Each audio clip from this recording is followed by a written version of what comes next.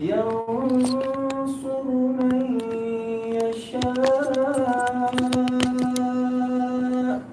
وهو العزيز الرحيم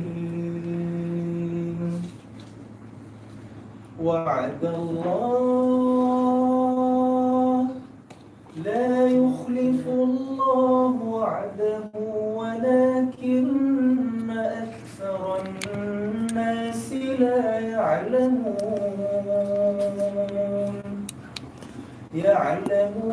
ظاهرا من الحياة الدنيا وهم عن الآخرة هم غافلون.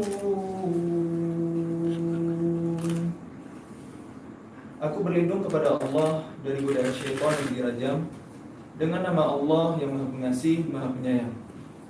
Alif Lam Mim. Bangsa Romawi telah dikalahkan di negeri yang terdekat, dan mereka setelah kekalahannya itu akan menang. Dalam beberapa tahun lagi, bagi Allah lah urusan sebelum dan setelah mereka menang. Dan pada hari kemenangan bangsa Romawi itu bergembiralah orang-orang yang beriman.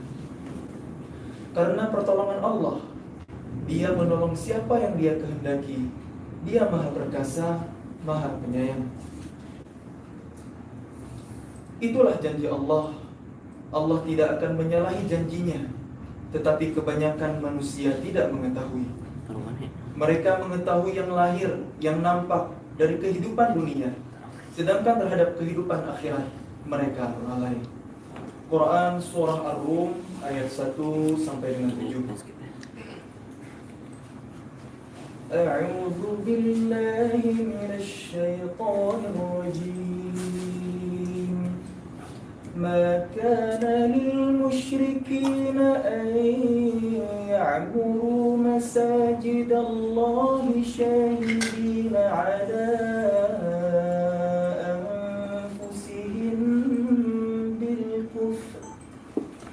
أولئك حبطت أعمالهم وفي النار هم خالدون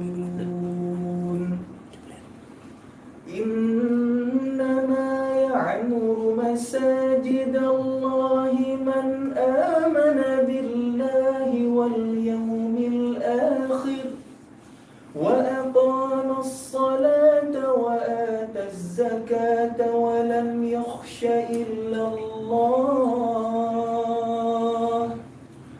فعسى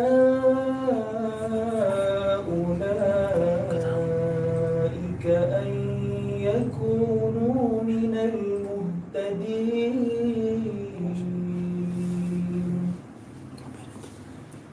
Tidaklah pantas orang-orang musyrik memakmurkan masjid Allah, padahal mereka mengakui bahwa mereka sendiri kafir.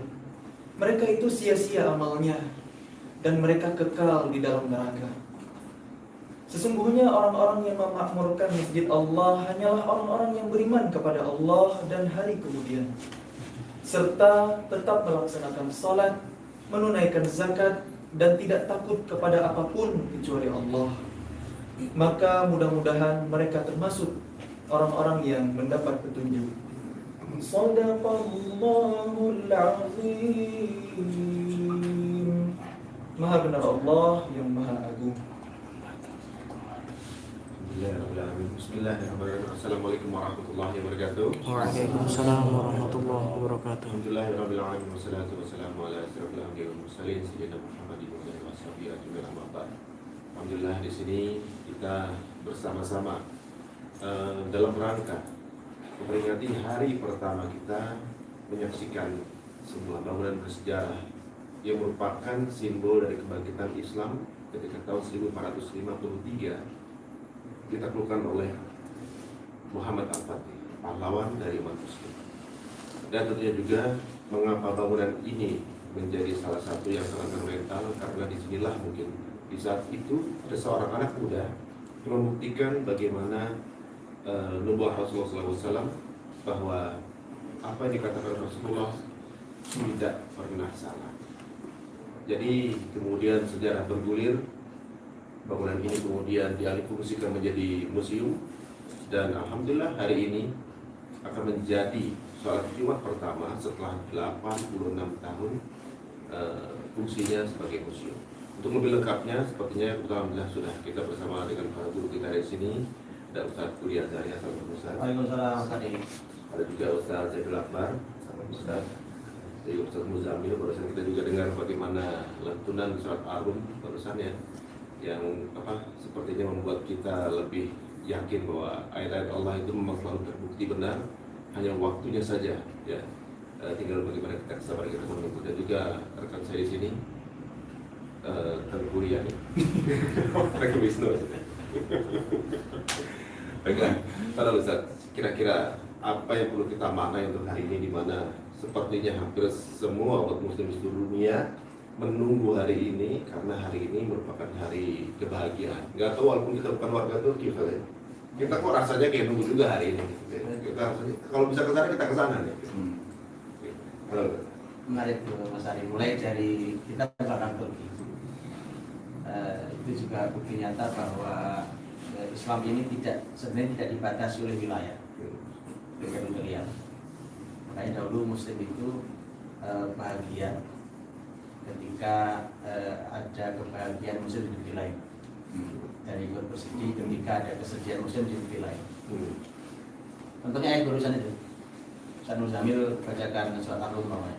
Jadi surat Ar-Rum kan ada ayat yang tadi begitu Allah berfirman tentang ghulibatir Rum fi adnal ardi wa hum min ba'di ghalabihim sayaghlibun fi dhilli sinin, tentang kekalahan Romawi, kekalahan Romawi, kemudian Romawi menang. Ini sebenarnya kisah, bukan kisah yang Romawi telah nanti, tapi ini kan kisah Romawi ketika Nabi Muhammad dan para sahabat belum punya kekuatan.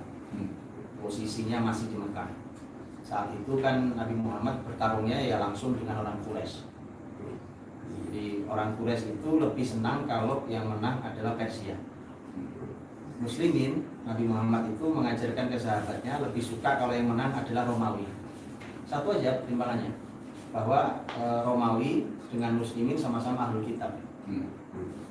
Dan itu sebenarnya kan kaidah juga saya nyata, bahwa di Quran sendiri Allah SWT menyampaikan bahwa orang yang masyarakat yang paling dekat kasih sayangnya dengan kalian yang berkata bahwa kami Nasrani. Itu yang paling dekat kalimat yang paling dekat kasih sayang dengan muslimin dibandingkan dengan Yahudi dan musyrikin. Kalau Yahudi musyrikin, Quran mengatakan bahwa mereka itu paling besar permusuhan. Karena itulah maka Nabi mengajari sahabat agar bahwa muslimin saat itu ada di pihak Romawi. Cuma Romawi itu kalau bertarung tuh dengan Persia kalah terus, sampai kemudian turun ayat surat Ar-Rum itu, Alif Lam Mim ghulibatir Rum. Memang kalah Romawi, tapi itu nanti fi bid'i sinin, dalam hitungan hanya 3-9 tahun saja Romawi akan menang. Dan itu kan sampai Abu Bakar As-Siddiq taruhan itu. Waktu itu taruhan plus boleh. Jadi belum dilarang sebagai perjudian, maka sampai taruhan itu. Dan ya menang. Quran tadi Mas Ari bilang ternyata tidak ada yang salah. Quran Nabi itu tidak ada yang salah. Jadi begitu Romawi, nah di kemenangan Romawi, yang menang Romawi. Padahal hubungannya hanya sama-sama kita punya kitab. Kita tidak satu akidah, tapi sama punya kitab. Itu saja Quran mengatakan wa yauma idzi yafrahul mu'minun. Hari itu orang beriman bahagia, senang sekali. Yafrah, senang sekali. Senang sekali. Dan apalagi hari ini. Begitu kan? Hari ini itu kembalinya azan di dalam Masjid Hagia Sophia dan akan kembalinya sholat di Masjid Hagia Sophia. Jadi kalau tidak bahagia, saya juga tidak tahu gimana kita bahagia ya. Itu kan bahagia. Bayangkan saat itu saja yang bukan satu akidah itu. Pokoknya asal kita sama Quraisy itu sama-sama poin taruhan kira-kira sampai menang nih gitu. Jagoan kita walaupun kita sendiri nggak ikutan sebenarnya gitu. Nah kalau ini bukan kita nggak ikutan, ini kita. Ini kita. Jadi memang membuktikan tidak ada urusannya dengan warga negara tidak Indonesia, tidak Turki, tidak negara manapun, karena ini Islam. Nah, gitu. Dan uniknya di sini mungkin ada sedikit, mungkin beberapa pendapat saja bahwa kita sepertinya ada juga yang mengatakan gitu ya, mungkin saya nggak bisa sebutkan dari beberapa komen bahwa kita dikalahkan secara online, dimenangkan secara offline. Lama ini Palestina dihilangkan dari Google, dibalas dengan Muslim ketika Hagia Sophia ini dijadikan kembali masjid gitu soalnya. Jadi yang di dunia maya kita nggak dihitung, ya di dunia nyatanya mulai kanker. Jadi apakah ini ada pengaruhnya atau mungkin nggak sengaja atau gimana sih? Sebenarnya kan hebohnya baru tiba-tiba Palestina hilang, tiba-tiba Hagia Sophia jadi masjid gitu. Jadi kayak dua kayak menang-menangan. Padahal kita kan sebenarnya santai-santai aja, nggak ada di peta juga nggak apa-apa. Ini ada di hati kita juga. Kotanya masih ada gitu. Betul. Ya, dan memang nggak ada, kalau menurut saya nggak ada urusannya. Ada dua sisi. Pertama, terlalu sederhana kalau taruhannya hanya di dunia maya. Itu satu. Dan muslimin dengan karakter keislamannya itu biasa hidup itu di dunia nyata, di ilmu apapun lah itu. Jadi nggak ada yang hitung-hitungan itu hanya sifatnya isu itu. Oh, lihat dunia nyatanya apa, itu paling ini mengurus siapa nih, ekonomi makanya gitu ya. Itu di atas kertas grafik ekonomi naik, tapi begitu lihat ke tetangga kanan kiri tetap nggak naik ekonominya. Itu kan masalah gitu. Dalam Islam kita nggak makan kertas masalahnya. Bagaimana ekonomi masyarakat itu betul-betul bangkit.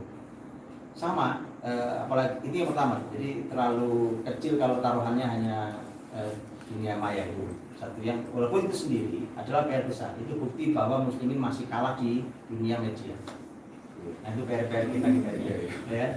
Satu yang kedua, kenapa itu bukan masalah pertarungan dengan dunia maya itu. Itu yang kedua adalah itu sudah janji Erdogan tahun 94. Saya baca itu majalah. Iya. Saya dari dulu memang, tapi saya baru langganan majalah itu tahun 98. 98 itu saya langganan majalah sampai 2002. Itu saya langganan majalah namanya majalah Mujtama terbitan Kuwait. Itu majalah terbesar menurut saya untuk dunia Islam. Jadi media dunia Islam. Jadi mereka bikin ini ya, beritanya, headline-nya itu dari negara ke negara, termasuk Indonesia.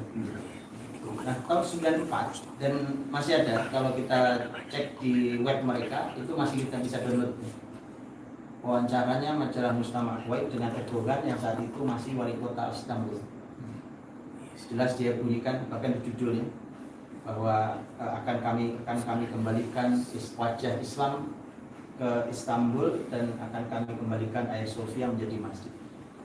Itu janji dia tahun 94. Tapi kan wali kota, ya belum bisa. 94, makanya saya bilang kan di video saya itu 94 dia berjanji, 26 tahun berikutnya sekarang alhamdulillah dikembali. Udah menunaikan janjinya. Menunaikan janji, ya itu. Ya. Ini menarik Mas, janji. Padahal memimpin paling 5 tahun ya. Tapi karena muslim itu kalau udah berjanji kan, bagaimana caranya 26 tahun berikutnya ketika ada kesempatan ada ya. Benar-benar. Jadi kita juga membuktikan bagaimana catatan dari Pak Tuhan Rasulullah ya. Sebelumnya juga sempat akan dibuktikan oleh Abu Ayyub. Betul. Karena kepingin dialah orang yang mestinya jadi ikut di situ. Ini Masya Allah, tapi banyak sekali mungkin teman-teman juga di luaran yang mungkin sebenarnya secara pemahaman mengenai Hagia Sophia ini baru tahu belakangan. Misalnya ketika ramai begini baru kemudian apa sih Hagia Sophia gitu, banyak yang baru mencari tahu. Termasuk juga mungkin teman-teman kita yang mungkin berbeda akidah yang merasa bahwa loh berarti gereja kita dirampok dong, itu salah lagi. Padahal sebenarnya kalau kita baca dari urutan sejarah juga Muhammad Al-Fatih ketika maksudnya perbedaan antara penaklukan dan juga penyerahan waktu itu saja. Ditambah juga bahwa memang kalau nggak salah ini sudah diwakafkan oleh Muhammad Al-Fatih, dibeli dari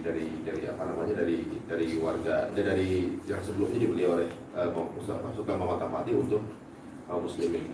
Nah ini banyak hal tentunya juga mungkin yang masih misleading. Orang tahunya baca di Google Hagia Sophia dibuat tahun sekian, ini adalah tempat peribadatan kepercayaan tertentu. Gitu. Ketika dikonker juga sebenarnya bukan kepercayaan itu yang menguasai, katanya. Iya. Pekerjaannya berbeda lagi. Kemudian dibandingkan dengan Sayyidina Umar ketika menaklukkan Palestina saat dulu, jangan tidak mengubah rumah peribadatan. Ini bagaimana Ustaz untuk menjelaskan satu persatu gitu? Kok beda ya, yang satu dirubah, yang satu enggak gitu? Iya, malah kemarin ada yang dipakai isunya itu untuk membenturkan Hagia Sophia dengan Masjid Al-Aqsa. Jadi gitu bunyinya. Kalau gitu muslimin juga jangan marah dong. Kalau Masjid Al-Aqsa diambil Yahudi, gitu. Itu kemarin gitu ditanya. Biarnya antum jawab dong. Silakan. Loh, boleh iya. Dari sisi kesehatan tuh gimana? Kita ngeliatnya kan suka deg-degan emosi, nah itu gimana tuh? Sekarang mati ya. Iya.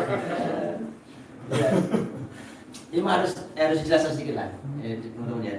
Semua kita jelaskan sedikit tentang menentukan masalahnya itu. Jadi singkatkan gini, Hagia Sophia itu kan mulai dibangun besar-besaran. Sebelumnya sebenarnya disebutkan sudah jadi tempat ibadah mereka, cuma baru didesain dengan seperti yang hari ini itu mulai tahun 532 Masehi. 5 tahun lah pembangunan itu, sebutkan 5 tahun. Kemudian itu dipanggilkan ada 2 arsitek ternama saat itu yang dia tidak bergaya Latin, makanya bangunannya nggak bergaya Latin, sehingga dia menjadi bangunan yang paling unik di Konstantinopel, karena memang arsitekturnya berbeda. Begitu bangun, kemudian terus sampai nanti ada sempat rusak, kemudian ditambah lagi, terus rusak sampai 3 kali kalau itu pembangunan itu, sampai kemudian akhirnya terjadi setelah itu kan kisah panjang dia menjadi gereja terbesar Ortodoks. Saat itu bahkan menjadi bangunan terbesar di dunia juga gereja itu. Kemudian sebenarnya dalam sejarahnya dia sempat menjadi gereja Katolik. Karena itu sebenarnya kan pertarungan antara Konstantinopel yang ibu kota Romawi Timur, yang itu Kristennya Ortodoks, dengan Roma yang merupakan ibu kota Romawi Barat yang Kristennya Kristen Katolik. Kan itu. Jadi pertarungannya kan keras sekali.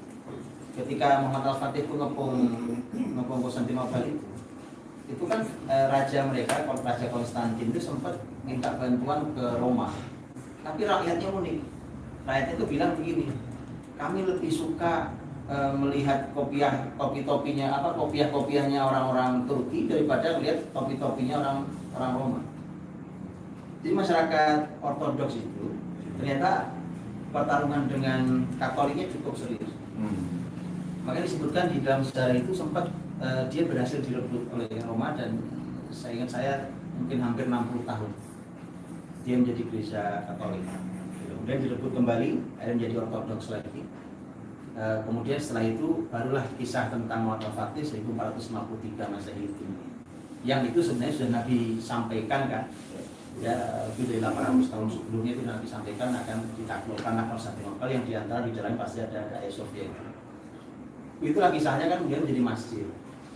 Jadi Mas Hari sampaikan dibeli, kemudian diwakafkan segala macam. Bahkan tidak dibeli, sebenarnya dibeli pun nggak ada maknanya. Nggak ada maknanya, karena Muslim itu punya aturan. Negeri yang ditaklukkan itu ada 2 jenis. Ada namanya ditaklukkan dengan cara damai, sulh. Ada dengan cara anwa. Anwa itu pakai tarung dulu. Nah, Konstantinopel kita tahu tarung besar-besaran. Yang ditaklukkan secara tarung, maka otomatis semua yang ada di situ menjadi milik Muslim. Setelah otomatis berpindah. Nah, beda dengan kalau damai. Nah, kalau damai itu maka Muslimin tidak berhak mengambil keseluruhan, tapi tergantung perjanjian damainya kayak apa. Itu yang terjadi di Palestina sebenarnya. Umar bin Khattab itu kan ada yang bandingkan dengan Umar juga.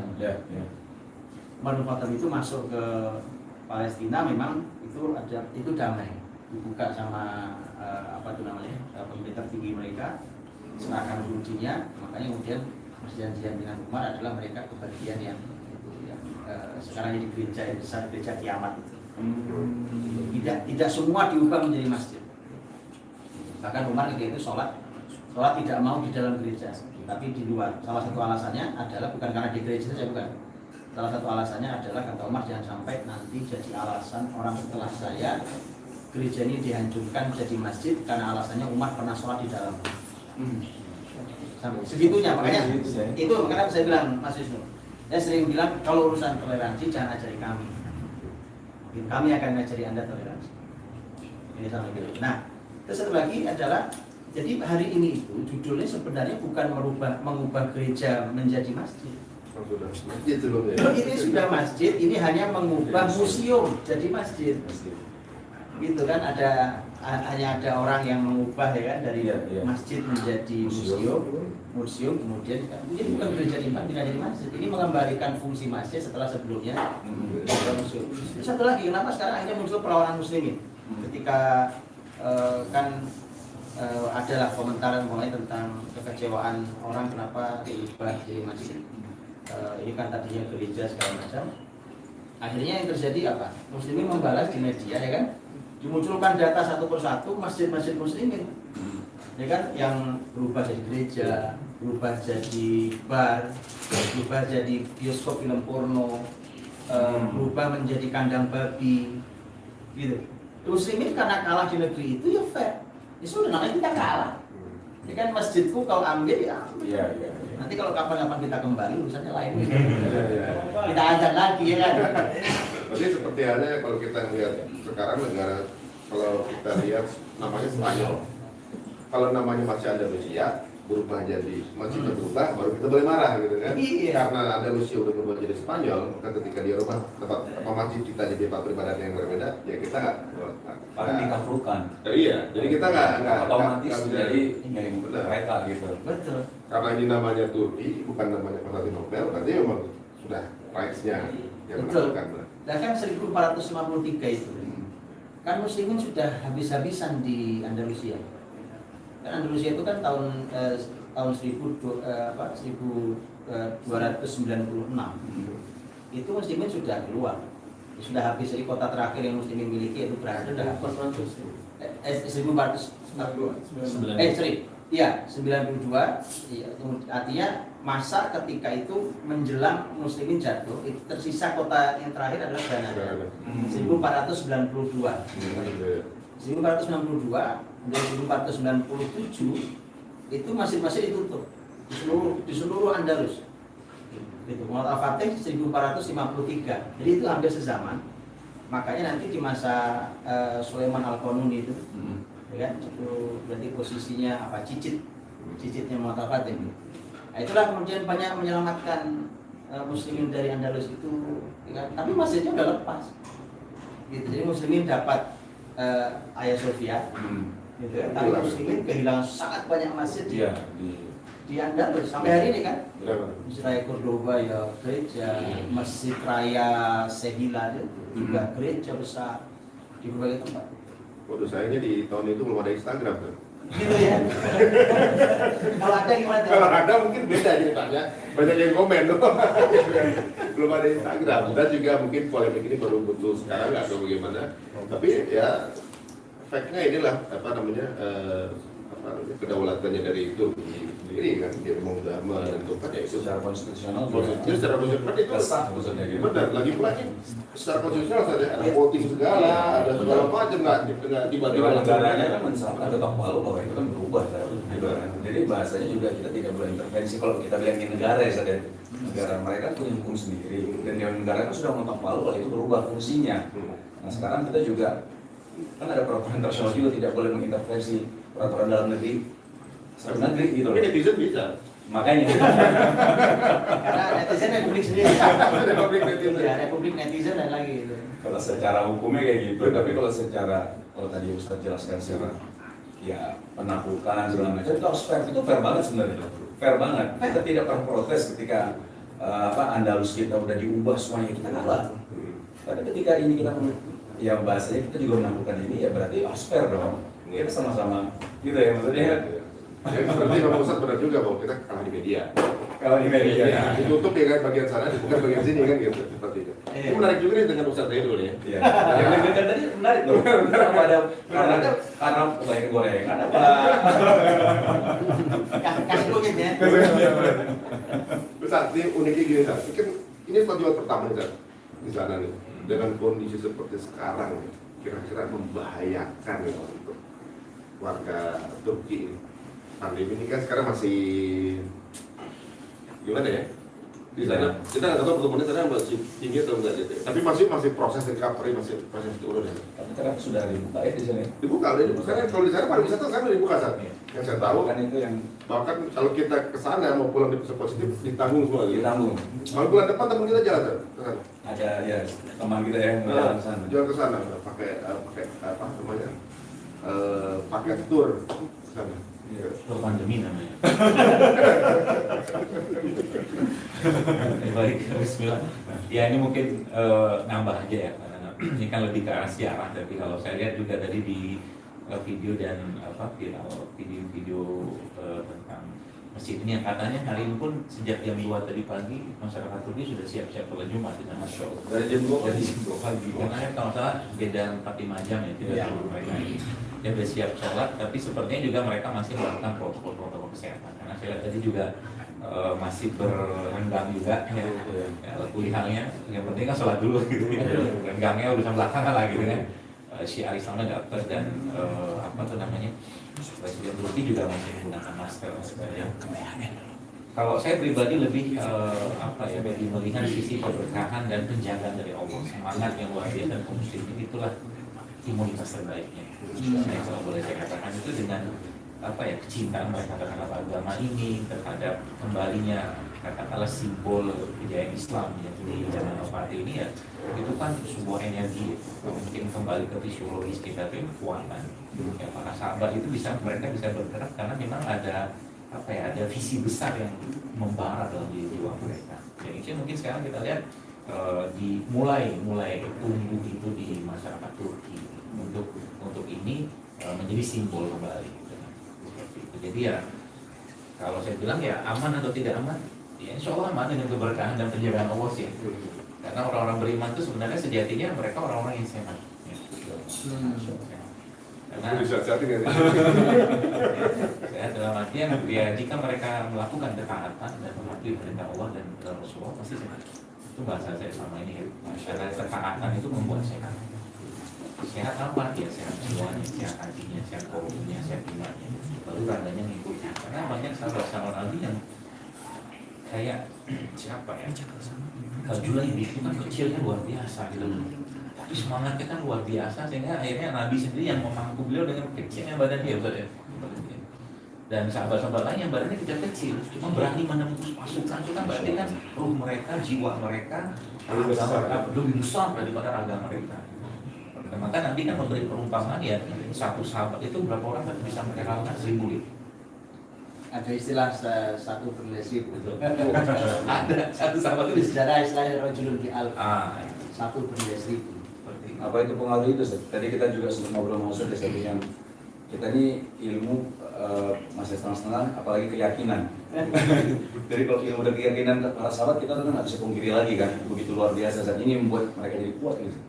Iya, kan kalau ketika Nabi bilang Konstantinopel aja yang penakluknya adalah pasukan yang terbaik ya kan.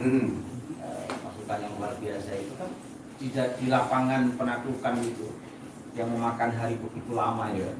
Itu kan lihat aja. Itu kalau pasukan biasa udah putus. Iya. Sudah nggak kuat itu, secara pembiayaan mungkin nggak kuat, secara fisik sudah nggak kuat. Muhammad Al-Fatih itu mecat salah satu komandan lapangan, waktu saat sedang berkecamuk.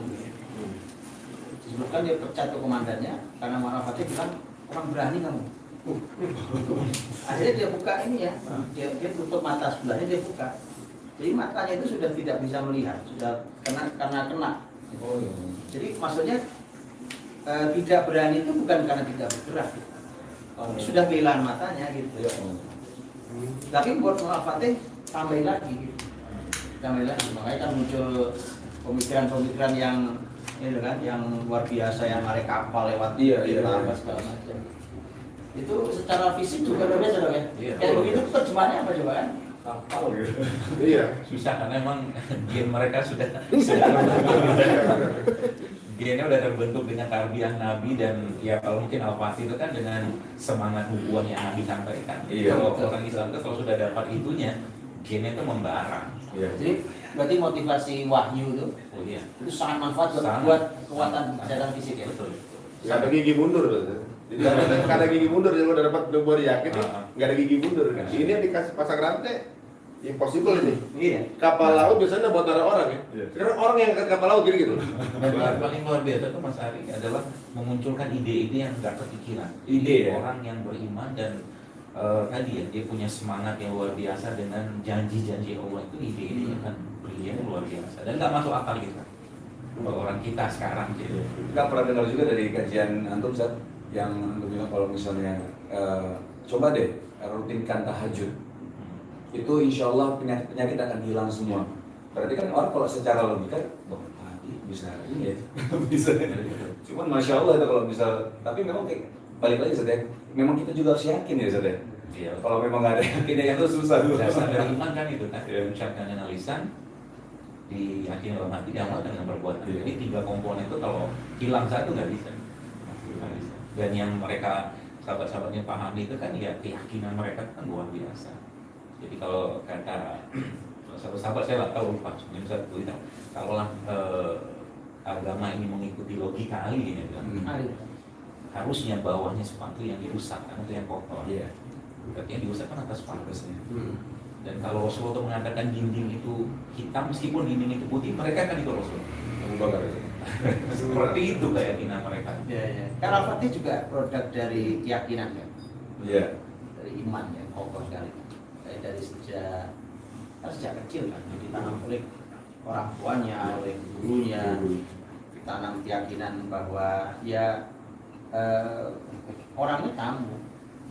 Karena kan sampai masa Al-Fatih itu disebutkan sudah ada 11 kali pasukan sepanjang 8 abad itu untuk mencoba dan nggak tembus. Iya. Bahkan di zaman sahabat tadi itu kan Abu Ayyub tadi itu, Abu Ayyub sampai dimakamkan tidak jauh dari benteng Konstantinopel. Jadi menarik juga itu. Jadi Konstantinopel itu walaupun penakluknya adalah Al-Fatih, tapi ada roh jasadnya sahabat. Iya di situ. Makanya diminta makamkan, saya sangat dekat semampu kalian bisa mendekatkan jasad saya ke benteng Konstantinopel. Jasadnya Ayyub al-Ansari. Jadi memang itu bahasa kitanya itu ditumbangi dengan fisiknya sahabat. Nabi dulu nginep di rumahnya Abu Ayyub loh kan. Pertama kali ke Madinah. Pertama kali ke Madinah coba itu nggak sembarang orang. Iya benar. Di usia tuanya masih jihad. Iya kan? Usia berapa tadi? Sudah tua ya, usia sudah tua sekali dia, makanya sampai meninggal di tengah di perjalanan. Tadi bukan karena dibunuh di situ, tapi karena sakit. Sakit. Oh. Nggak terbunuh. Waduh, tapi tadi menyambung dari kata Ustaz tadi bahwa kalau logika yang di itu di bawah bukan di atas tadi. Iya. Kalau secara logika itu kapal laut nggak mungkin eksekutif. Iya, harus secara Benar kan? Dengan logika. Jadi impossible, berdoable gitu ya. Jadi Karena awal dulu ada sedikit Ada tugas berikutnya. Saya diwakilkan sama Budi aja. Silakan ya. Silakan. Ustaz. Ustaz mau langsung ke Turki ya? makan ya. Ustaz langsung salah Ustaz pergi. Belum beli tiket. Berarti beliau tadi sudah jelaskan bahwa dengan ada kebahagiaan ini energi positif buat kaum muslimin. Jelas. Dan itu peluang Allah ya di tengah banyak masalah belum selesai. Palestina juga belum bisa sampai hari ini. Pandemi menambah masalah lagi. Kemudian datang energi baru. Tapi memang pentingnya ya kita menekankan keyakinan dan maksudnya kayak misalnya kan udah banyak termasuk Abu Ayyub kan dan ada beberapa pejuang-pejuang yang kita bilang kakek-kakeknya Sultan Muhammad Al-Fatih itu juga nggak tembus tuh gitu kan. Iya. Cuma itu penting juga saja kayak kita memberi keyakinan kepada anak kita, ya kamu orangnya gitu. Ini nyambung kayak misal kayak Muzamil juga mungkin dari kecil memang ditanamkan sama orang tua untuk terus dekat dengan agama. Kalau kita memang dunianya gede banget. Kita mau tahu sekarang Mungkin Zamil bisa cerita dikit Iya. ya tentang gimana dulu sama ibu musik kan Zamil juga arsitek kan ITB kan. Ya, Iya. alhamdulillah saya lahir besar di Aceh. Memang Iya. di Aceh kan kita kenal Iya. daerah syariat Islam. Ya alhamdulillah aja ada di lingkungan yang baik. Nah. Kecil-kecil disuruh ngaji, Iya. jenazah, gitu, Hmm. TPA gitu, sambil sekolah. Ya gitulah bang. Masya Alhamdulillah. Allah. Mudah-mudahan Allah arahkan yang baik-baik. Masya Allah. Terakhir kali ke Turki kawan? 2018 Oktober. Oh, 2 tahun lalu ya? Iya. Alhamdulillah 2 kali. Ya, alhamdulillah. 2 kali ya? Pertama habis nikah seminggu, Hmm. alhamdulillah Allah kasih rizki bisa Sana. di sana. Alhamdulillah. Cuma di Turki. Iya, Masya Allah. Alhamdulillah makanya berkesan juga. Terus 2018 ada juga waktu memang jalan-jalan ke Turki ada program plus umroh gitu. Jadi bukan Oh. umroh plus Turki tapi ke Turki plus umroh. Turki plus Sama, umroh. kan? Umrohnya bonus ya? Jadi umrohnya bonus, jadi dia transit ya pakai nomor maskapainya Saudi ya. Ah. Jadi transit nggak nyampe sehari umroh. Alhamdulillah. Masya Jadi cukup Allah. berkesan juga ternyata setelah habis trip dari Turki, oh masya Allah dapat kabar gembira yang Iya. menggembirakan kaum muslimin seluruh dunia, masya Allah. Muzamil lihatnya gimana nih? Lihat, ini kan kebahagiaan kita semua di dalam keluarga kita semua. Muzamil sendiri melihatnya gimana? Alhamdulillah masya Allah kalau ngelihat dari kacamata arsitek ya, walaupun mungkin ya saya masih dibilang junior arsitek lah ya. Oh, masya Allah ya, bangunan yang bersejarah, kokoh, tapi begitulah Islam ya. Islami itu tidak bicara bentuk ya, bentuknya boleh apa aja yang sebelumnya fungsinya punya tempat ibadah agama lain, tapi begitu difungsikan menjadi tempat ibadah kaum muslimin untuk sholat, nggak dirusak, yang ada direnov, diperbagus malah. Jadi ada lukisan-lukisan misalnya Bunda Maria, nggak karena ini situs nggak dihilangkan, Nggak dirusak ya. nggak dirusak, cuma ditutup pakai tirai aja. Iya, iya. Ini masya Allah, muslimin sangat menjaga itu.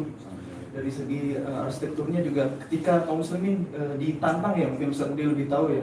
Ini bangunan Hagia Sophia ini paling gagah sepanjang peradaban. Muslimin nggak bisa niru, yang ada cuma bisa pakai aja yang udah ada gitu. Akhirnya dijawab oleh Mimar Sinan, dibikin masjid yang jauh lebih hebat lagi tandingannya, Blue Mosque, Ya, Blue Mosque, ya. Ahmad Jami kan, kemudian ada Sulaimania. Sulaimania.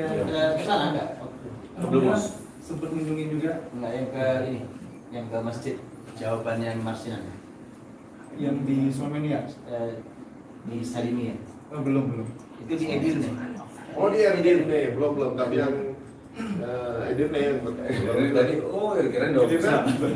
Bukan, kemarin aku sempat mau ke sana sama Dimas. Oh nggak jadi. Ya jadi, gara-gara waktunya nggak cukup gitu kan. Nah itu. Dari lumayan jauh ya Sad ya? Lumayan. Edirne itu di wilayah Eropanya. Jadi di wilayah Eropanya dia, ya Eropanya. Di wilayah Eropanya. Itu yang katanya masih banyak peninggalan ini ya Sad ya, di Edirne itu. Banyak, masih banyak sekali. Edirne itu kota kelahirannya Muhammad Al-Fatih. Sekaligus dia ibu kota kedua Turki Utsmani, dan dia ibu kota sebelum ibu kota dipindahkan oleh Muhammad Al-Fatih ke Istanbul itu. Istanbul. Nah, masjid tadi yang sampaikan Muzamil tentang masjid jawabannya Mimar Sinan itu. Ada paling dibanggakan kan kubahnya itu. Kubah sebesar itu terus nggak ada tiangnya gitu. Nah itu oleh Mimar Sinan jawab, oh bisa saya. Makanya dari Mimar Sinan itu ada sekian banyak bangunan di wilayah Turki itu adalah karya Mimar Sinan. Masya Allah. Ya, Jadi menjawab tantangan maksudnya. menjawab tantangan. Jadi di Hagia Sophia itu sebenarnya bukan hanya babnya bukan hanya tadi gereja terus buat sholat bukan itu. Ada banyak hal yang menarik dari sampaikan ya. Dan arsitektur muslim itu tidak menghancurkan juga. Iya. Tapi mana yang tidak sesuai syariat itu yang dicoba apa namanya itu? Di kamuflase. Ya lah kamuflase.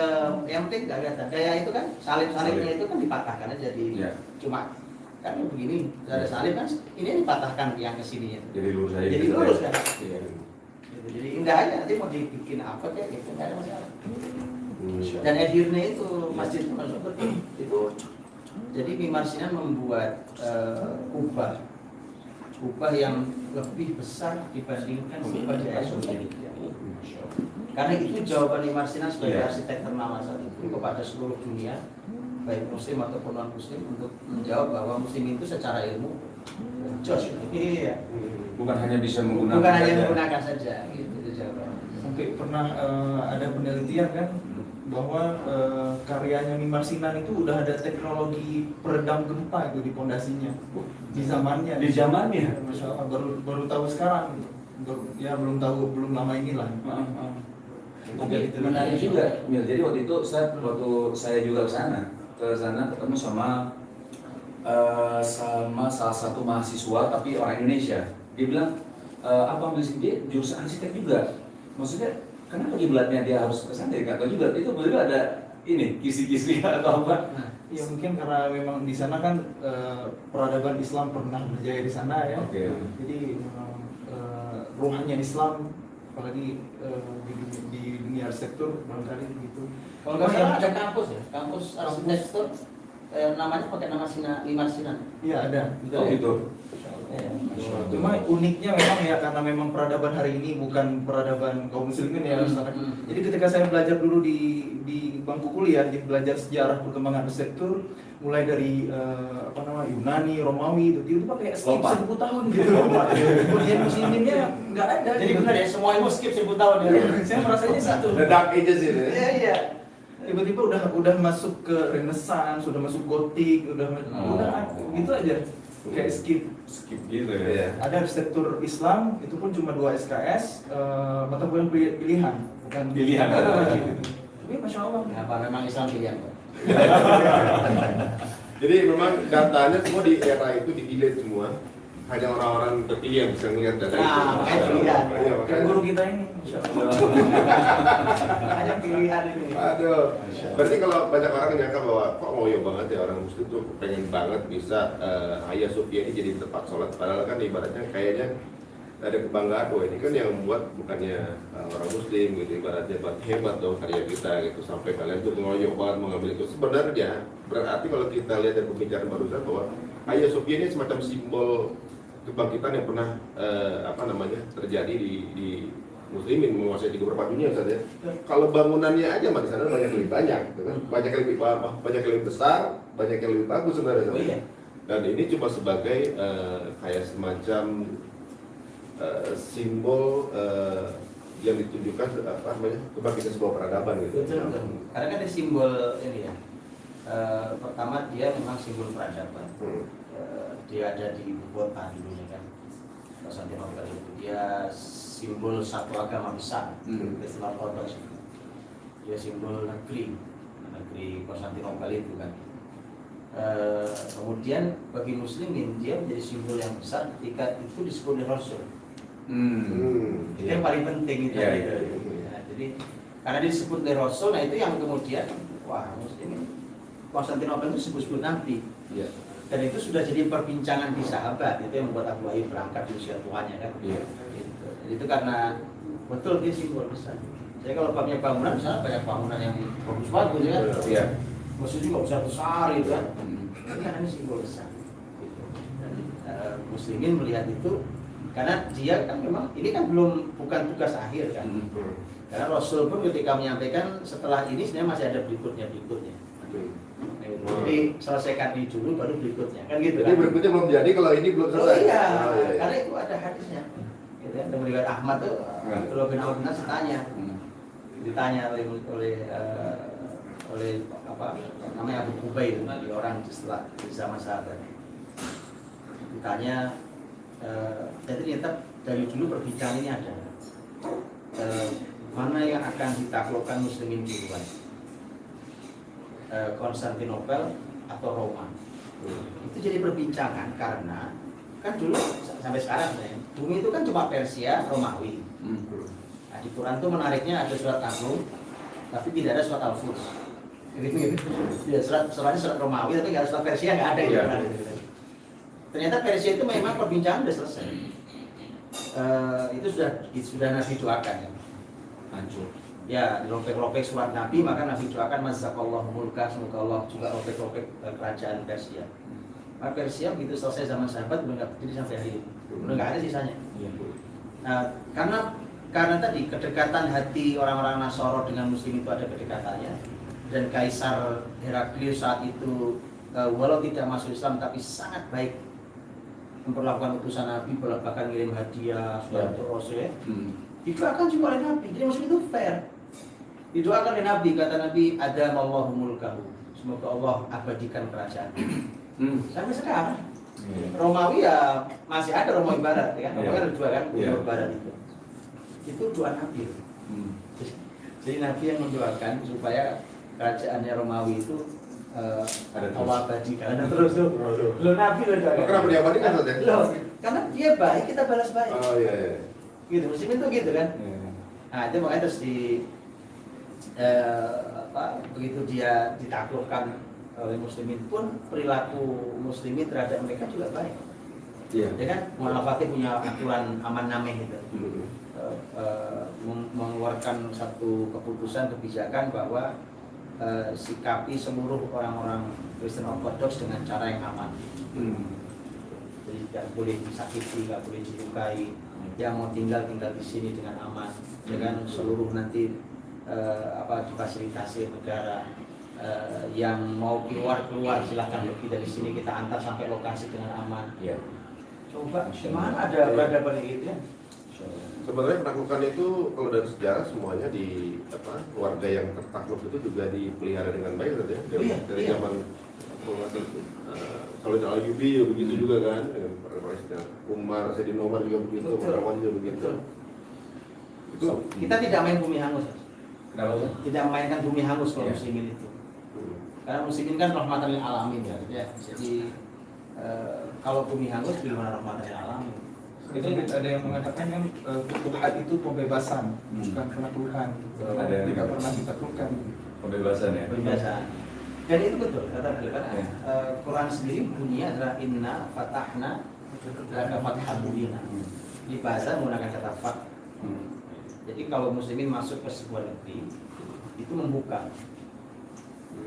Nah, bukan menguasai. Quran mengatakan Allah berfirman ma anta alaihim bimusaitir. Lasta alaihim bimusaitir illa man tawalla wa kafar. Jadi kamu Muhammad itu bukan musaitir. Kamu bukan penguasa, bukan menguasai. Jadi muslimin kalau masuk negeri itu bukan menguasai, membuka. Makanya contohnya gini. Pertanian di Andalusia itu dulu sebelum muslimin masuk itu setahun panen sekali. Kadang-kadang malah nggak panen. Muslimin masuk itu dibuat setahun panen 3 kali. Jadi memang membuka, bukan cuma menguasai. Makanya kalau ada yang nanya gitu, bedanya apa muslimin masuk ke negeri dengan penjajah masuk ke negeri? Kan Belanda masuk ke sini, Spanyol, Jepang apa itu? Bedanya apa? Itu bedanya. kalau penjajah sih ambil ya. Ngambil, bawa pergi. Muslimin enggak, muslimin membangun di situ kan. Coba lihat bapaknya gini, berapa banyak muslimin di Indonesia, negeri ini, Nusantara ini kehilangan buku-bukunya. Sekarang kita temukannya di mana? Di Leiden. Betul kan? Lah muslimin itu bukannya datang ngambil pergi kan, tapi dari tempat lain dia bangun di situ perpustakaan, ya kan? Dia bangun di situ ekonomi, dia bangun di situ istana, dia bangun di situ segala. Itu beda. Punya fatahna laka fathah mungkin. Yang itu dialog ini ya Salahuddin juga sama siapa saja waktu itu yang kami takut kalau misalnya kalian menguasai nanti kami akan dihargai, akan di. Dia bilang dulu Salahuddin. ketika kami menaklukkan Yerusalem dulu kami habiskan semua. Iya, habiskan semua. Gitu kan, makanya dia ketika nego sama Salahuddin, dia takut akan dihilangkan. Dia sangat menjamin maksudnya gitu kan. Terus dia jawab kalau di film dia bilang I'm not those men gitu. I'm a Muslim, I'm Salahuddin. Makanya dia silakan tinggal di tempat masing-masing gitu kan. Anak-anak dengan orang tuanya, kemudian tinggal bersama kami, nggak apa-apa gitu kan. Jawaban yang di film padahal di film, itu yang di film gitu kan. Karena bayangan mereka itu film versi sana lagi. padahal itu Bruce Hollywood. Bruce Hollywood jadi Itu fair tuh. Itu fair. Jadi keagungan itu pun saking agungnya sampai tinggal juga di situ. Kenapa warga itu masih bisa tinggal di sana kan gitu. Benar banget.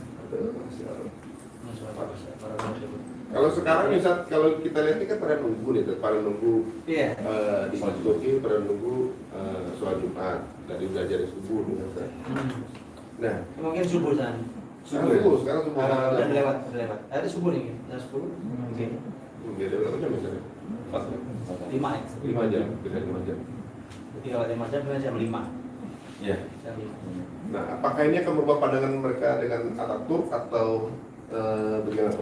Kalau itu perlu proses ya, karena itu kan Ataturk itu ya Mustafa Kamal itu Mustafa Kamal yang bukan Ataturk.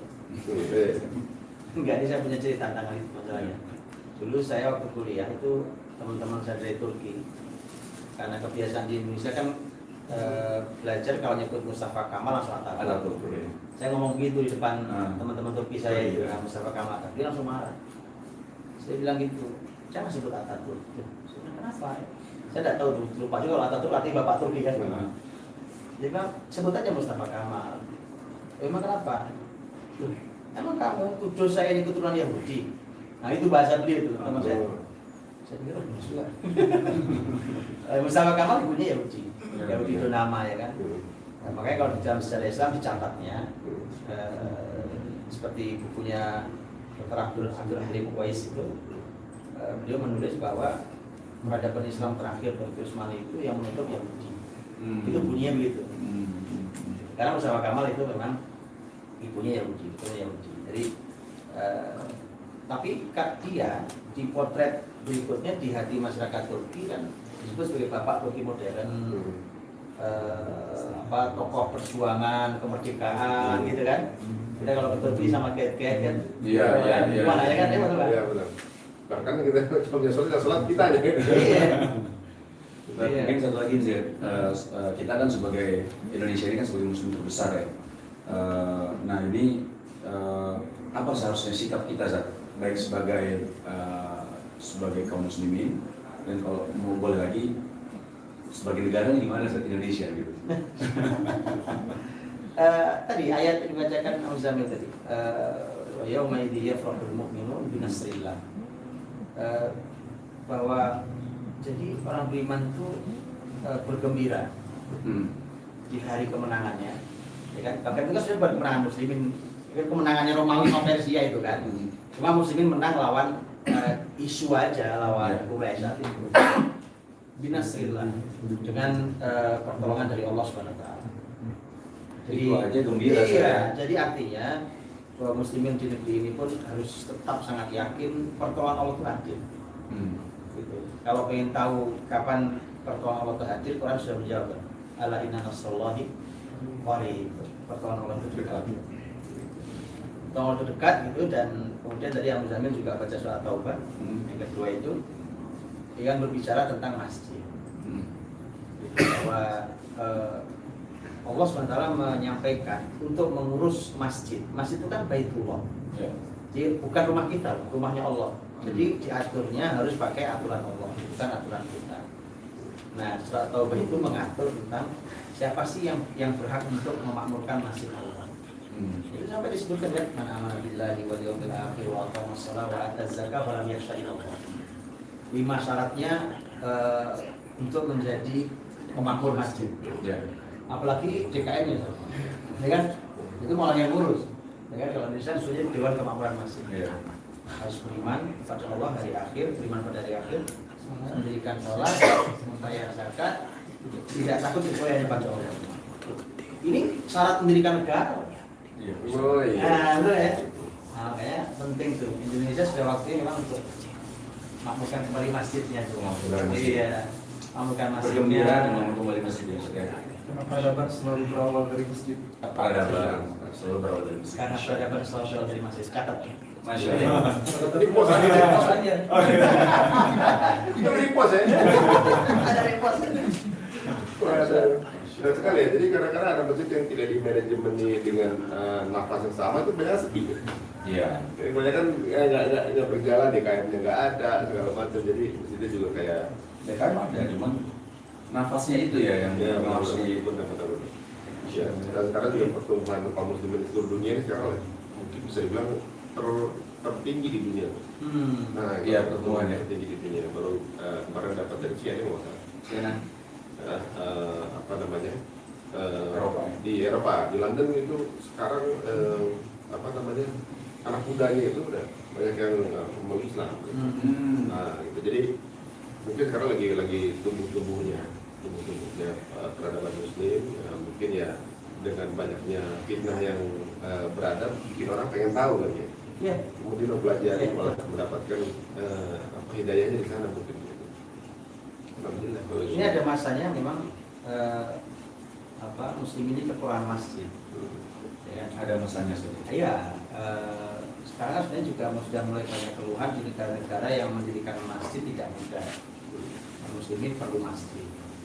Nah, sementara ketika muslimin perlu masjid, ada agama-agama lain yang sudah sepi jamaahnya, dia jual tempat ibadahnya. Diberilah sama muslimin, kan begitu. Itu. Makanya ini Islam ini agama yang bilang tadi lagi bertumbuh. Jadi ini bukan agama yang bangkrut. Agama yang bangkrut, Allah, saya tidak tahu ya, di Indonesia pernah lihat nggak ada masjid dijual? Porsi, nggak ada. Malah orang nggak sebut masjid kan? Nah, gitu ya, nggak ada kan? Gitu. Coba pergilah kemanapun, banyak sekali tempat ibadah lain dijual. Benar. Gitu. Ya banyak, baru baca lihat juga tuh yang di Hamburg ada satu tempat ibadah di Jerman yang ditinggalin jemaahnya, kemudian terbengkalai, nggak dipakai, kemudian community Islam datang untuk dibeli jadi masjid. Gitu. Jadi masjid. Di situ baru ada protes. Padahal dibeli ya. Padahal dibeli satu. Dulu terbengkalai nggak diurus, itu kenapa disimpan nggak terurus. Dan nggak ada ini Nggak ya. ada masalah.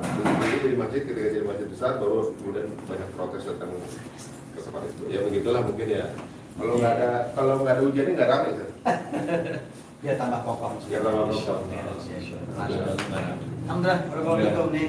Bisa lahir saja. Hari Pak Wisnu, Bang Ari, Masya Allah, Ustaz Jamil, luar biasa nih teman hari ini, teman-teman bisa menyambut Jumat perdana, Insyaallah. ya kan, di Masjid Raya Masjid Jami Hagia Sophia. Benar. Setelah 86 tahun, Masya Allah, tidak lagi dibenarkan ada dan salat di dalam. Ini kalau yang teman-teman pada mau nungguin benar-benar kejadiannya berarti di Indonesia kerja berapa? Ya otomatis mungkin sekitar sore jam 5. Oh jam 5 ya? Oh iya 5 jam. Mungkin jam Kalau kan yang misalnya jam 1 baru sholat. Oh jam 1 jam 6 berarti Ya startnya dari jam 6. Sebenarnya kita ini sudah kontak teman-teman di sana. Ya teman Indonesia di sana yang sebenarnya siap live gitu. Oh Masya Allah. Ya ada siap live dengan kita. Cuma ini sekarang habis sholat subuh nih Mas. Masih subuh ya. Oh Masih lama di sana. Menjelang curug ya Ustaz. Iya, karena madzhab Oh, sama Hanafi. kayak Madzhab Hanafi itu kalau subuh memilih istiror namanya. Oh tunggu ini Itu ya. agak terang ya. Kalau madzhab Syafi'i di kita itu nunggu itu golas itu lebih masih gelap. Oh.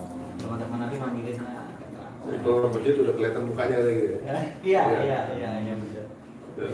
Berarti kalau mau nungguin dari sorean teman-teman, Iya. siapa Nah, tahu. mungkin nanti sore bisa telepon lagi bisa kita live kan lagi. Wah. Bagaimana Jumatan di sana kan? Bagaimana bahagianya di sana? Masya Allah. Baiklah kalau gitu teman-teman semuanya, sekarang kita rasakan bagaimana indahnya dan nikmatnya Jumatan itu dengan Jumatan kita sekarang. Jadi sebenarnya kita akan Jumatan, teman-teman semua siap-siap untuk Jumatan untuk hari ini, rasakan seperti di bagian itu ya. Waduh, itu seperti apa gitu. Jadi jangan biasa-biasa aja juga gitu. Nanti flat-flat aja gitu kan. Tapi alhamdulillah ya waktu ini kita habiskan mendapatkan ilmu dari Ustaz Budi juga, banyak sekali ilmu dan pengetahuan kita mengenai apa sih yang kita perbincangkan dan kemarin sempat viral gitu, baru Hagia Sophia orang baru tahu dari Google, baru cerita, kemudian ada mungkin anggapan gimana segala macam terungkap sudah. Sekarang ini mudah-mudahan tidak ada salah paham lagi dan mudah-mudahan kita bisa hidup berdampingan ya dengan baik ya, dan saudara kita di Turki juga bisa merasakan indahnya hubungan itu juga Indonesia juga seperti itu. Kayaknya kita pamit dulu sebentar ya. Terima kasih. Terima kasih semuanya. Alhamdulillah. Mudah-mudahan manfaat ya. Mudah-mudahan salam. Dan mudah-mudahan dari wa yauma idzi yafrahul mu'minun. Hari ini sedang berbahagia orang beriman. Masya Allah. Sudah semua bahagia semua di rumah ya. Kita perusahaan mungkin ada doa menutup. Boleh, kita tuh mudah-mudahan Allah berikan kita kesempatan untuk melihat kemuliaan Islam dan Muslimin. Insyaallah. Dan Allah jaga kita semua dari pandemi ini. Dan juga Allah memberikan kepada Muslimin perlindungannya. Allah sering baik Nabi Muhammad wa ala alihi wasallam ajma'in. Alhamdulillahirabbil alamin. Alhamdulillahirabbil alamin. Berikan firman kita Rabbana alhamdulillah wa syukur. Allah yang bagi bicara wajib karim ma'adhi sultanik. اللهم أعز الإسلام والمسلمين اللهم أعز الإسلام والمسلمين اللهم أعز الإسلام والمسلمين اللهم أهلك عدوك عدو المسلمين يا أرحم الراحمين اللهم انصر إخواننا المستضعفين المسلمين في كل مكان وزمن يا أرحم الراحمين اللهم لا سهل إلا ما جعلته سهلا وأنت تجعل الحزن إذا شئت سهلا رب يسر ولا تعسر وبتمم بالخير ربنا هب لنا من أزواجنا وذرياتنا قرة أعين واجعلنا للمتقين إماما اللهم اجعلنا مقيم الصلاة ومن ذريتنا ربنا وتقبل دعاء ربنا آتنا في الدنيا حسنة وفي الآخرة حسنة وقنا عذاب النار سبحان ربك رب العزة عما يصفون وسلام على المرسلين والحمد لله رب العالمين. Ya, terima kasih atas waktunya teman-teman. Ya, mudah-mudahan kita juga mendapatkan banyak ilmu hari ini. Dan sebelum kita tutup dengan satu majelis.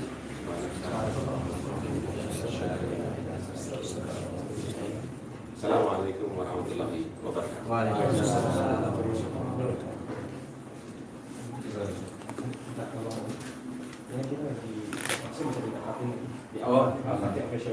Oh, gitu.